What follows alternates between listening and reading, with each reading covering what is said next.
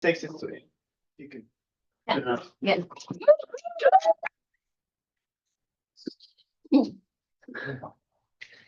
I grew up in India with three very powerful women. Three powerful women and one kitchen. Okay, so you're all laughing, so you understand the problem. Sure.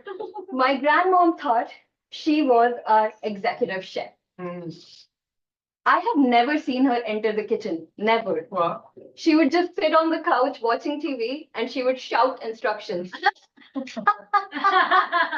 My aunt thought she was the executive chef.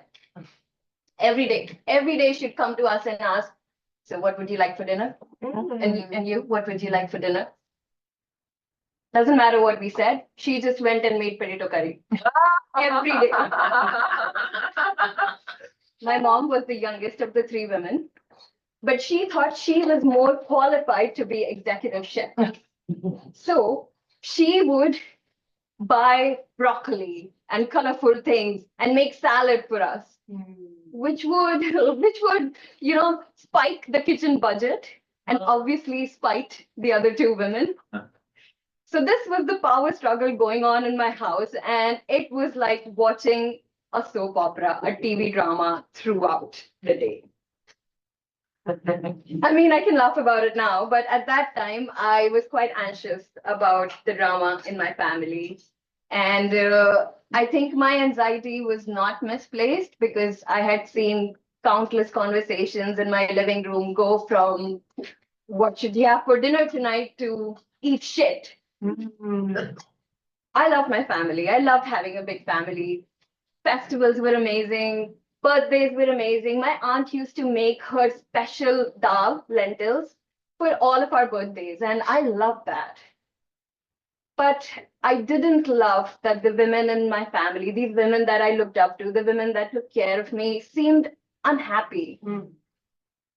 I remember this one time I came back home from school or maybe some extra classes, and I remember just this banging noise in the house, and our neighbors gathered around my home. And I enter and I see my grandmom shouting and saying, "You're trying to kill me," to my aunt. "You put so much salt in the food. You're just shooting my blood pressure." I mean, and my aunt is going crazy. She's like, "I'm all alone in this house. I'm the only one working." I mean, I know that everyone's chipping in, but she's frustrated. She's really frustrated. And my mom, I mean, she's not shouting, but she is angry. You can see it on her face. She's angry. And she just says, "I have no freedom." My dad comes home. My dad sees this drama and he declares there's going to be a separation. Enough is enough. A separation? He says, "We are going to have separate kitchens." Wow. That's a bit strange. I've seen 2 bathrooms, 2 bedrooms, but 2 kitchens in one house? How does that work? We are separating, but we're living together? We're just eating separately? That was very strange to me. I was probably around 10 or 12, I don't remember, but it just didn't make sense to me. I had so many questions. Like, what are we going, like, can I only eat the food that my mom cooks? Do we have separate snacks in our kitchen? Can I not eat the sweets that my grandparents get? I had no idea what any of this meant. But we had a small storeroom and it had a gas connection. So my parents started cleaning it up. And within 2 days, it was stocked up with groceries and we had a functioning kitchen. My mom started spending more time in the kitchen. Every day she would experiment. She called it the balanced diet. I was not a fan. But I was not going to complain because I started to see a change. I started to see that not only was people treating each other with little more curiosity, like they would ask each other more questions. "What did you make for the lunch today?" they were also curious to try each other's food. So that for me was interesting.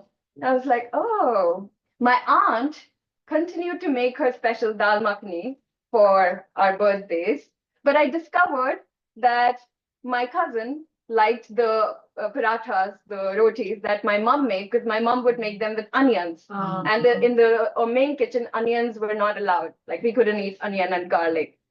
So I started to see these small changes that made me think, I don't know why, but this seems to be working. And with the passage of time, I could notice that there are other reasons for my family to fight about. I mean, when you live together, you bang your heads together. But I started to see the humor in the dynamic of my family. These three powerful women in my family would watch the same TV show at the same time. They're sitting in front of the television and they're watching it. And when the TV show ends, they all have a very different recap of what it was about. My grandmom would say, look how the daughter-in-law is treating the mother-in-law. Who does that? And then my aunt would say, did you see? Did you see how the mother-in-law was trying to provoke the son against the daughter-in-law? And then my mom would say, what is this mother-in-law, this daughter-in-law? Both are so silly. But their husbands are both cute. That's the story of my family.